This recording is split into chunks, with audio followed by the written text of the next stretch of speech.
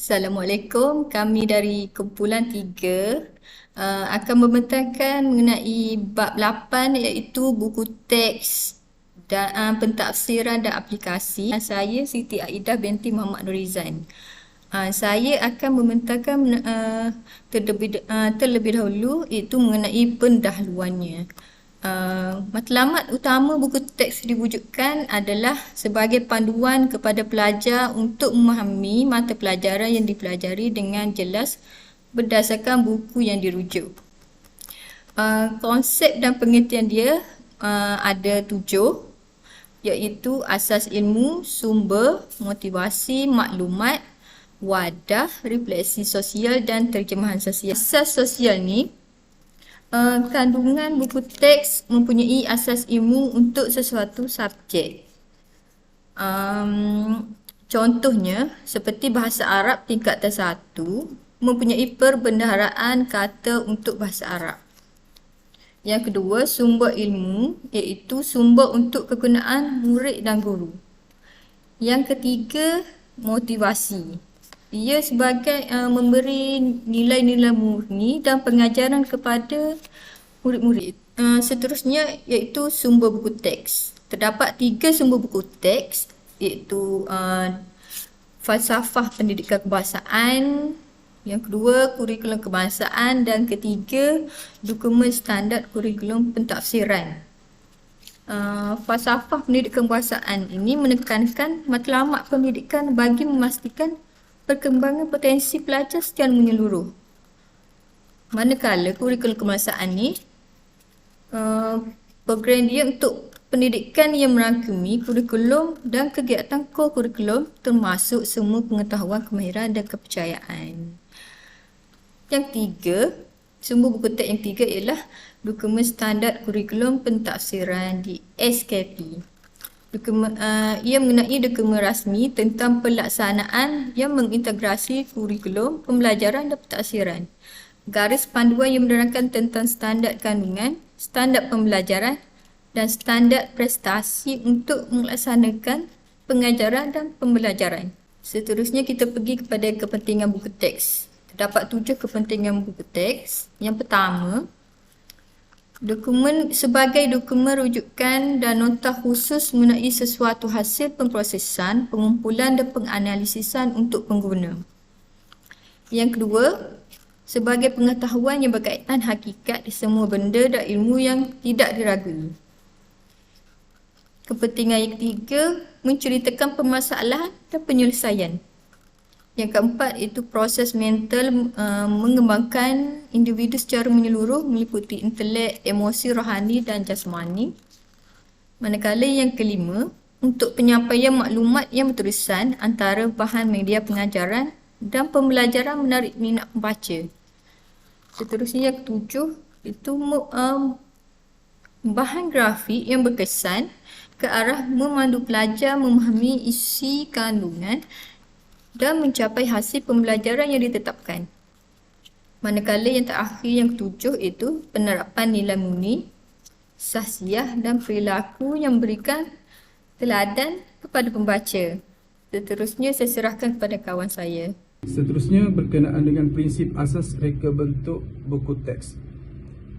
Prinsip asas reka bentuk buku teks ini mengandungi keseimbangan, perkadaran, kesepaduan, turutan, mudah, kontra dan tekal, iaitu bersesuaian dengan adanya falsafah, psikologi, sosiologi, pedagogi, penilaian dan juga teknologi. Seterusnya reka bentuk buku teks. Untuk reka bentuk buku teks ini iaitu ianya mestilah tersusun yang merangkumi konsep rekaan sesebuah buku, memaparkan teks atau bahan grafik atau bahan lain pada halaman buku. Dan seterusnya, untuk buku teks yang baik ini adalah buku teks yang dapat memandu mata pembaca membaca mengikut urutan dalam sesuatu terbitan dan membezakan bahan-bahan utama dan bahan-bahan sekunder.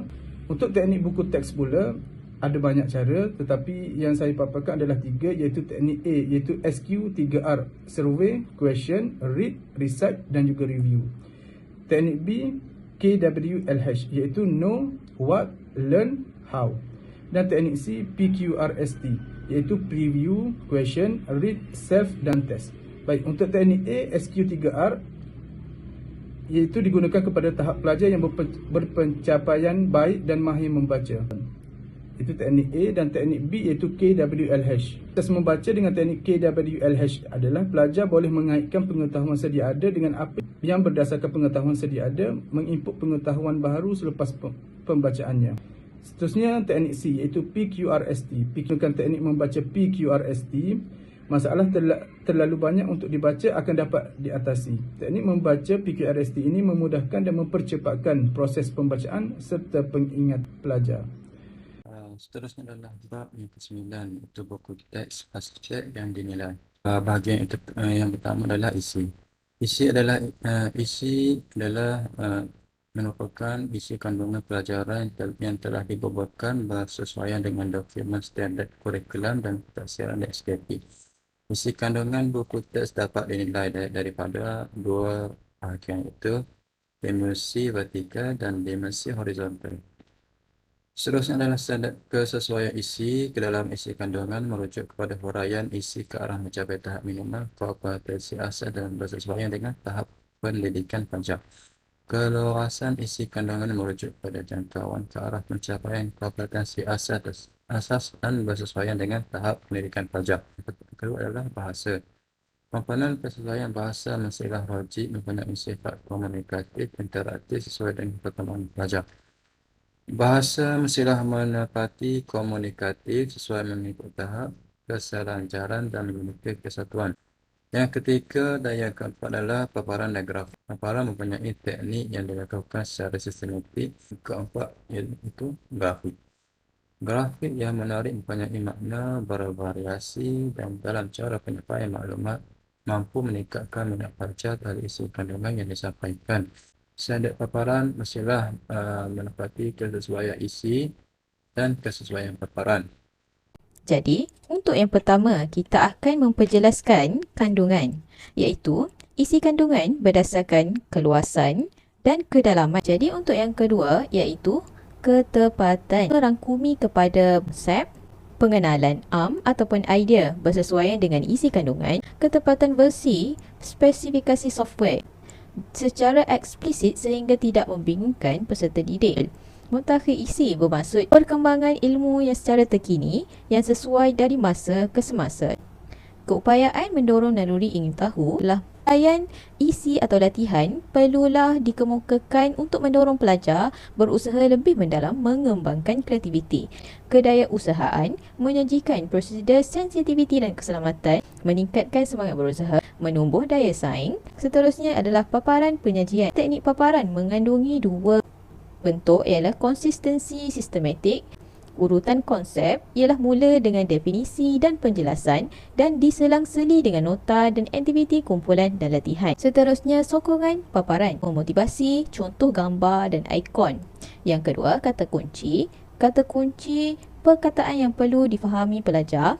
Jadi, soalan latihan pada akhir setiap bab adalah untuk menguji kemampuan, pemahaman dan penerapan konsep yang berkaitan dengan isi kandungan sebagai refleksi dan dikemukakan pada akhir bab. Okey, sokongan paparan. Glosari untuk membantu membuat rujukan. Daftar indeks adalah kata penting yang diikuti dengan nombor muka surat. Urusan ialah rangkaian berkenaan konsep kunci bab berkaitan secara keseluruhan isi bab tersebut. Penlibatan pelajar. Penlibatan pelajar mengandungi beberapa pelibatan, iaitu yang dua, interaktif dan berpusatkan pelajar ataupun partisipatif. Koheren yang mempunyai tautan ataupun keutuhan setiap bab, sub dan paragraf tersebut. Tautan adalah yang mana mencerminkan urutan dan kesinambungan isi. Manakala keutuhan adalah mencerminkan apa isu yang dikemukakan pada keseluruhan tema tersebut. Kesesuaian bahasa. Yang pertama adalah logik, mempunyai ketepatan struktur, bakuan istilah ataupun ayat yang berkesan.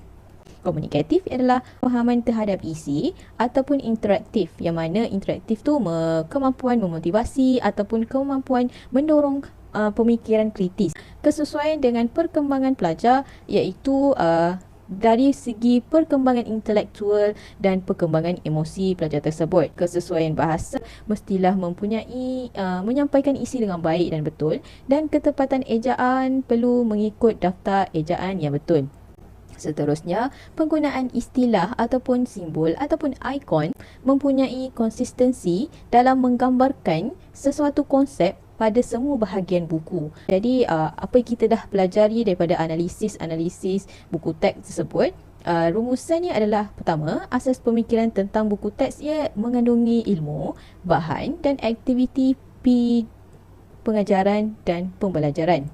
Okey, seterusnya buku teks mempunyai kelemahan yang memerlukan ia dinilai semula dari segi isi, bahasa, paparan dan grafik dan ilustrasi. Buku teks perlu disemak semula untuk tujuan penyusuaian dan perlulah terkini.